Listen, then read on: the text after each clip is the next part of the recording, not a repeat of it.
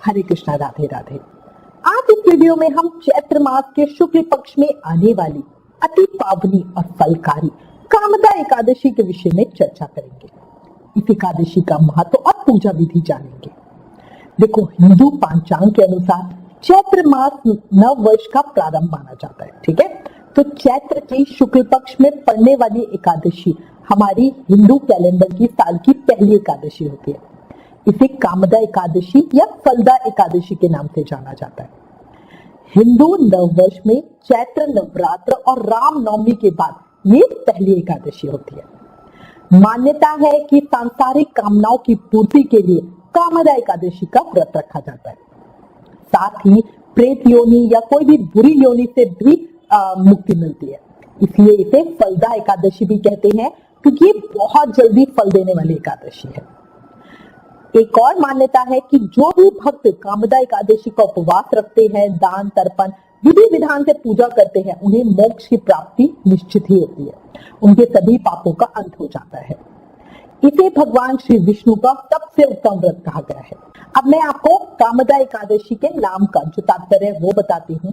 देखो, जो ये एकादशी है वो कष्टों का निवारण करने वाली है, इसलिए इसे फलदा, और हमारी कामनाओं, हमारी इच्छाओं को पूर्ण करने वाली है, इसलिए इसे कामदा कहा जाता है।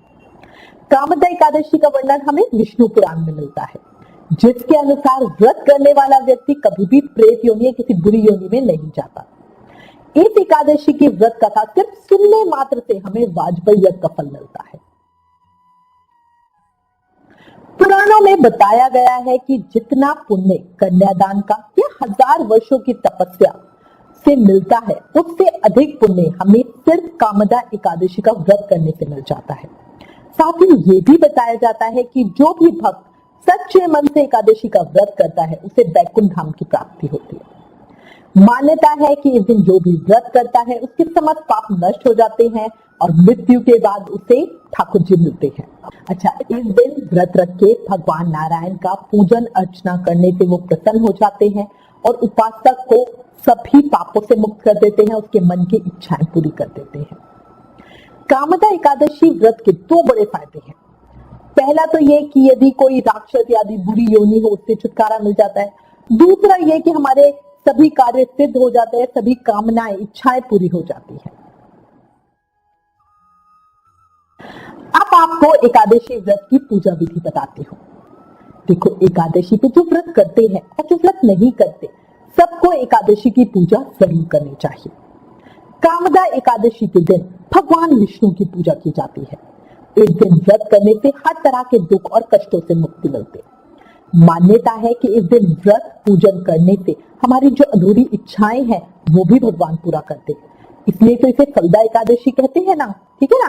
तो अगर एक और चीज इसके साथ कहूंगी, अगर आपका पति या बच्चा किसी भी बुरी आदत का शिकार है तो उसकी बुरी आदत छूट जाए, इस कामना के साथ आप कामदा एकादशी का व्रत करें।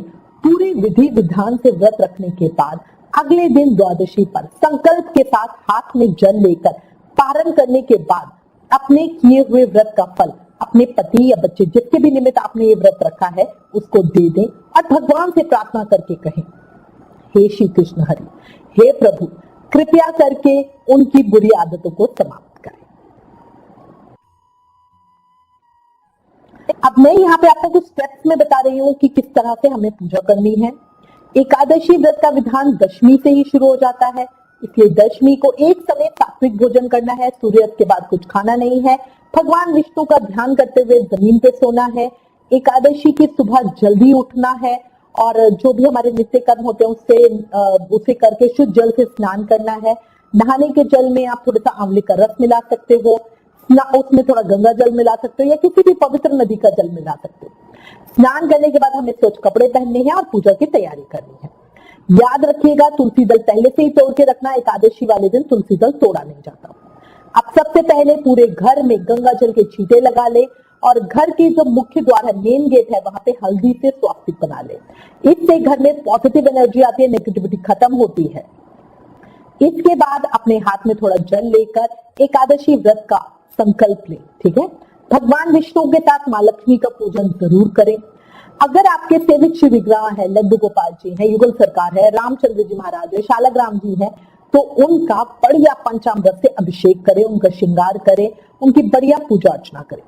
अगर सेवित शिव विग्रह नहीं है तो भगवान विष्णु की मूर्ति या चित्र की पूजा करें।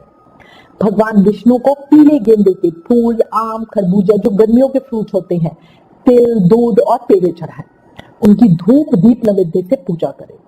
अगर आपने किसी विशेष कामना पूर्ति के लिए व्रत रखा है तो भगवान को मखाने की खीर का भोग जरूर लगाएं और जो प्रसाद है जिनके लिए आपने व्रत रखा है उनको वो प्रसाद जरूर खिलाएं। याद रखना, चैत्र शुक्ल पक्ष एकादशी पर मिश्री या गुड़ का फलाहार मनुष्य को सिंह योनि मतलब शेर की योनि से मुक्ति दिलाता है, इसलिए मिश्री या गुड़ का भोग जरूर लगाएं, प्रसाद में बांटे और स्वयं भी खाएं। पर आयुर्वेद के हिसाब से एक और चीज कहूंगी, चैत्र मास में गुड़ नहीं खाना चाहिए क्योंकि गुड़ गर्म होता है। इसलिए सबसे अच्छा है कान्हा जी को माखन मिश्री का बढ़िया भोग लगाओ, सब में बांटो, फलहार में खुद भी खाओ। जो लोग निर्जल व्रत करेंगे वो ये प्रसाद पारण के समय, अगले दिन पारण के समय खाएं। भोग आदि लगाने के बाद एकादशी व्रत की कथा सुने, भगवान विष्णु के साथ एकादशी माता की आरती जरूर करें, फिर भगवान की स्तुति करके अपनी भूल चूक के लिए क्षमा याचना करें। ओम नमो भगवते वासुदेवाय इस मंत्र का जाप करें, कोशिश करें 11 या 21 माला करें। साथ ही विष्णु सहस्त्र नाम का पाठ एकादशी वाले दिन करना बहुत बहुत बहुत अच्छा होता है। श्रीमद् भागवत महापुराण का पाठ करें या किसी से सुन भी सकते हैं, आप चाहो तो मोबाइल पे सुन लो, वो भी उतना ही फलकारी होता है। अगर संभव हो तो एकादशी को निर्जल व्रत करो और अगर संभव नहीं हो तो शाम की पूजा के समय एक बार फलाहार ले सकते हैं। एकादशी की रात को भगवान विष्णु के पवित्र नामों का जाप करते हुए कीर्तन करें, रात्रि जागरण करें। उसके बाद अगले दिन द्वादशी की सुबह अपने व्रत का पारण करें। व्रत का पारण करने से पहले घर के मंदिर में पूजा करें, ब्राह्मण को भोजन करवाएं, दक्षिणा दें। अगर भोजन नहीं करवा सकते हो क्योंकि सुबह सुबह पारण करना है तो सूखा सामान सीधा जिसको बोलते हैं वो ब्राह्मण के निमित्त निकाल दे। अगर वो भी संभव नहीं हो तो सिर्फ पैसे निकाल दो। कई लोग कहते हैं ब्राह्मण मिलते नहीं है तो आप पैसे निकाल दो। जब कभी ब्राह्मण मिले या कहीं आप किसी मंदिर में विजिट करो तब दे दो। ये निकालने के बाद आपने सामान अलग रख दे, ये आपका दान माना जाएगा। उसके बाद आप स्वयं भोजन कर सकते हो। चने से पारण कैसे करना है उसकी वीडियो ऑलरेडी हमारे चैनल पर है। एकादशी से संबंधित सभी वीडियोस का लिंक नीचे डिस्क्रिप्शन में दिया है, प्लीज एक बार देखिएगा जरूर। अच्छा, द्वादशी को एक और चीज याद रखना, अगर आपने किसी और के लिए व्रत किया है तो व्रत पारण के समय हाथ में जल लेके उस व्रत का फल जिनके भी निमित्त आपने व्रत किया है उनको दे दीजिएगा। अब आपको दोलोत्सव या दोल यात्रा के विषय में बताती हूँ। देखो, श्री गोपाल भट्ट गोस्वामी जी महाराज जिनके प्रेम से राधा रमन जी अवतरित हुए थे, उन्होंने श्री हरि भक्ति विलास नामक जो उनकी पुस्तक है, निबंध ग्रंथ है, उसके अंदर लिखा है कि चैत्र शुक्ल द्वादशी को जो वैष्णव है उनको अन्य वैष्णवों को आमंत्रित करना चाहिए। गीत वाद्य संकीर्तन सहित भगवान श्री कृष्ण की और भगवान विष्णु की पूजा करके बहुत प्रेम से उन्हें झुलाना चाहिए। इस प्रकार दिन हो जाने पर वैष्णव सहित रात्रि जागरण करना चाहिए। इसका विधान हमें पद्म पुराण में भी मिलता है। पद्म पुराण के पाताल खंड में दलोत्सव या दोल यात्रा का विषाद वर्णन है। दलोत्सव कराने के निमित्त 4 द्वार वाला वेदिका से युक्त मंडप बनाना चाहिए। सुंदर पुष्प लगाए, तलवों आदि से सजाएं उसे, चामर, छत्र, ध्वजा आदि से बहुत अच्छे से डेकोरेट कर लें। इस मंडप में विधि पूर्वक पूजन करें। फिर एक डोला जिसको बोलते हैं या झूला जो आप कह सकते हो, उसको बढ़िया सजाकर उसमें भगवान को झुलाना चाहिए। तुलसी शालग्राम जल दान उत्सव जो गर्मियां होती हैं उसमें मनाया जाता है। ये कृष्ण पक्ष की मधुसूदन मास के तृतीया से कृष्ण पक्ष त्रिविक्रम मास की तृतीया तक पूरे 1 महीने तक चलता है। इसमें हम करते क्या है, देखो गर्मी बहुत ज्यादा है, इस कारण तुलसी और शालग्राम जी को ठंडक पहुंचाने के लिए एक छोटा सा जल से भरा हुआ मटका उनके ऊपर लगाते हैं, जिससे तुलसी और शालग्राम जी के ऊपर जल गिरता रहता है। केशव व्रत भी इस माह में शुरू किया जाता है। इसी महीने में हमें इंद्रियों को नियंत्रित करते हुए भूमि पर ही सोना चाहिए। 2 बार नदी में स्नान करना चाहिए। भगवान की पूजा अर्चना करनी चाहिए। ब्राह्मणों में वस्त्र, मिठाई, तिल, अन्न और स्वर्ण दान करना चाहिए। इस माह में यदि कोई भगवान मधुसूदन की पूजा करता है तो उसे 1 वर्ष पूजा का लाभ प्राप्त होता है। इसे ही हम वैशाख मास कहते हैं। केशव व्रत के समय हम एक जल से भरे हुए मटके में छोटा सा छेद कर लेते हैं और उसे तुलसी और शालग्राम जी के ऊपर लगा देते हैं। जिससे उनका नित्य स्नान होता रहता है। अगर आप देखो ना, गर्मी के समय उत्तर भारत और विश्व में जो गर्म जगहें होती हैं वहां पर बहुत ही ज्यादा गर्मी हो जाती है और जल की भी कमी हो जाती है।